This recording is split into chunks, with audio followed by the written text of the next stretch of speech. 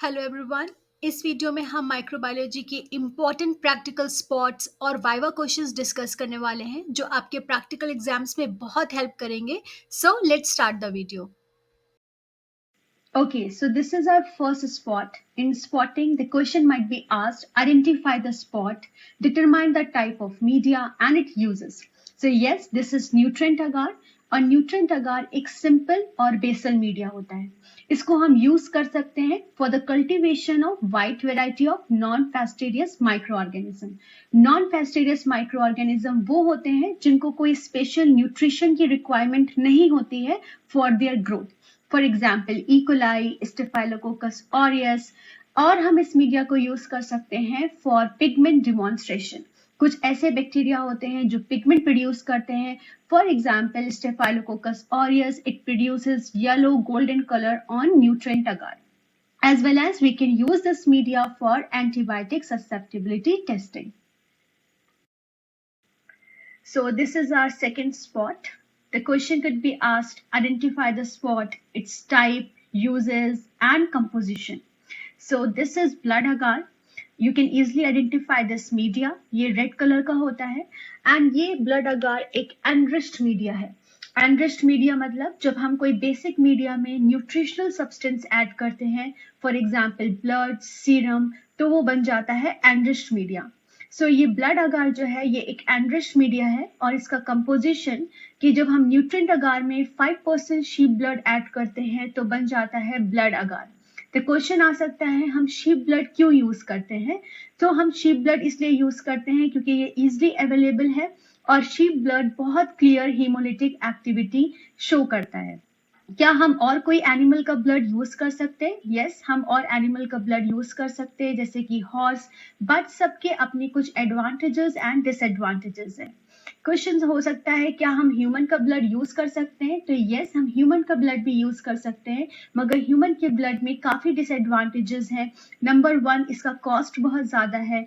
Number 2, easily available नहीं होता। And number 3, human के ब्लड में कुछ ऐसे एंटीबायोटिक्स होते हैं जो बैक्टीरिया की ग्रोथ को इम्पेयर कर सकते हैं। सो इसलिए हम प्रेफर करते हैं शीप ब्लड। देन हम इस ब्लड अगार को और यूज कर सकते हैं to demonstrate the haemolytic activities. Haemolytic activity means कुछ बैक्टीरिया है जो हीमोलिसिस शो करते हैं और ये हीमोलिसिस समटाइम इंडिकेट करता है उनकी पैथोजेनिसिटी। मीन्स वो ऑर्गेनिज्म पैथोजेनिक है, they are disease causing organism. So आपका यहाँ पे वाइवा हो सकता है कि कितने टाइप के हीमोलिसिस होते हैं। तो बेसिकली 3 टाइप के हीमोलिसिस होते हैं, alpha, beta and gamma. Alpha haemolysis को हम इनकम्प्लीट हीमोलिसिस बोलते हैं जिसमें कॉलोनी के चारों तरफ ग्रीनिश पिगमेंट हमें शो होता है। बीटा हीमोलिसिस को हम कंप्लीट हीमोलिसिस कहते हैं जहां पे कॉलोनी के चारों तरफ एक क्लियर जोन हमें दिखता है। And third one is gamma haemolysis जिसका मतलब है कोई हीमोलिसिस नहीं है, नो हीमोलिसिस। आपको इन तीनों हीमोलिसिस के एग्जाम्पल्स पूछे जा सकते हैं। तो अल्फा का एग्जाम्पल है स्ट्रेप्टोकोकस निमोनी, बीटा का एग्जाम्पल है streptococcus pyogenes, staphylococcus aureus and gamma का एग्जाम्पल है enterococcus. Okay, so next we have another spot. This is MacConkey agar. ये पिंक कलर का ट्रांसपेरेंट मीडिया होता है। ये एक डिफरेंशियल, सिलेक्टिव और इंडिकेटर मीडिया है। तो question could be asked, why MacConkey agar considered a differential media?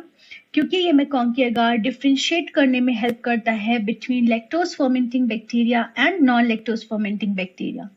Lactose fermenting bacteria इस पिंक कलर के मीडिया पे पिंक कलर की ग्रोथ शो करते हैं और नॉन लैक्टोज फर्मेंटिंग बैक्टीरिया इस पिंक कलर के मीडिया पे कलरलेस या yellow colour, light yellow colour की ग्रोथ शो करते हैं।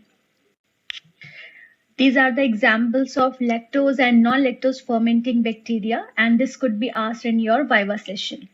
देन मैकॉन्की को हम सिलेक्टिव मीडिया क्यों कहते हैं? क्योंकि मैकॉन्की ग्राम पॉजिटिव और कुछ ग्राम नेगेटिव बैक्टीरिया के ग्रोथ को इनहिबिट करता है और ग्राम नेगेटिव इंटेस्टाइनल बैक्टीरिया की ग्रोथ को प्रमोट करता है।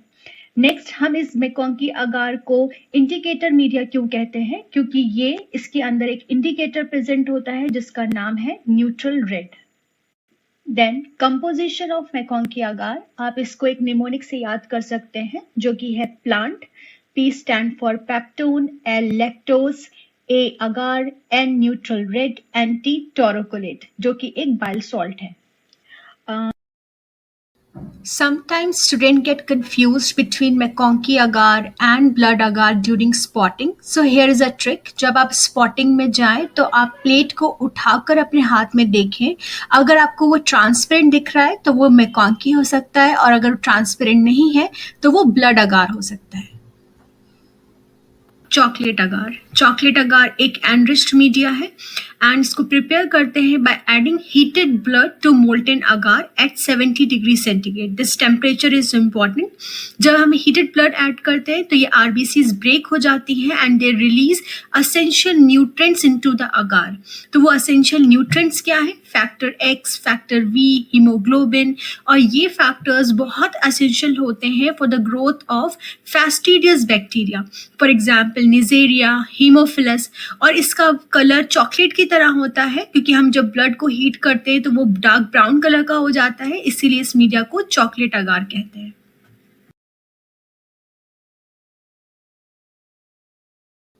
Next, we have Launston-Jensen media. It is a selective media which is used for Mycobacterium tuberculosis. ये बैक्टीरिया एक डिजीज कॉज करता है जिसका नाम है ट्यूबरक्लोसिस. आता है compositions of this media. So composition में इसके पास glycerol, asparagine, malachite green, eggs suspension, mineral salt solution, distilled water present होता है. इन सारे इंग्रेडिएंट के यूजेस पूछे जा सकते हैं. लाइक ग्लिसरॉल, ये ग्रोथ ऑफ माइकोबैक्टीरियम ट्यूबरक्लोसिस को इन्हांस करता है. मेलाकाइट ग्रीन, ये एक ग्रीन कलर प्रोवाइड करता है. ये एक डिसइंफेक्टेंट है और अदर बैक्टीरिया के ग्रोथ को इनहिबिट करता है, जस्ट लाइक दैट. देन हम इसको कैसे स्टरलाइज करते हैं? इस मीडिया को हम स्टरलाइज करते हैं इंस्पीसेटर से. इस टेक्निक को कहते हैं इंस्पीसेशन. बाकी सारे मीडिया को हम ऑटोक्लेव से स्टरलाइज करते हैं एट 121 डिग्री सेंटीग्रेड. बट इसमें क्वेश्चन पूछ सकते हैं कि why we use inspissator for LJ media. So LJ media के अंदर एग सस्पेंशन होता है, एग में प्रोटीन होते हैं और प्रोटीन हाई टेम्परेचर पे डीनेचर्ड हो सकते हैं. इस वजह से हम इंस्पीसेटर का यूज़ करते हैं जिसका टेम्परेचर अराउंड 85 डिग्री सेंटीग्रेड होता है. देन क्वेश्चन आता है कि हम इस एलजे मीडिया को इन बॉटल्स के अंदर क्यों रखते हैं, इनको हम पेट्री डिश में क्यों नहीं रखते जैसे हम अदर मीडिया को रखते हैं? क्योंकि इन मीडिया का इंक्यूबेशन पीरियड काफ़ी ज़्यादा होता है, अराउंड 6 to 8 वीक्स. तो इस इतने टाइम तक अगर हम मीडिया को इंक्यूबेटर में रखते हैं तो वो ड्राई हो सकती हैं उनकी colonies. So that is why we use this bottles जिसका स्क्रू कैप्ड होता है और ये टाइटली क्लोज्ड होती हैं, इससे मीडिया जो है वो ड्राई नहीं हो सकता. और क्वेश्चंस हो सकते हैं, what other alternative media can we use for mycobacterium? So we can use this Middlebrook 7H10, Middlebrook 7H11, Dubos media. And again, I'm saying this topic is very important for your grand viva. So many other questions can be asked, such as advanced technique used for Mycobacterium tuberculosis. So make sure you go through the entire topic thoroughly for your grand viva. So that's all for this video. I hope you found it informative and helpful. If you would like a second part where we cover more important topics for your viva, please let me know in the comment section.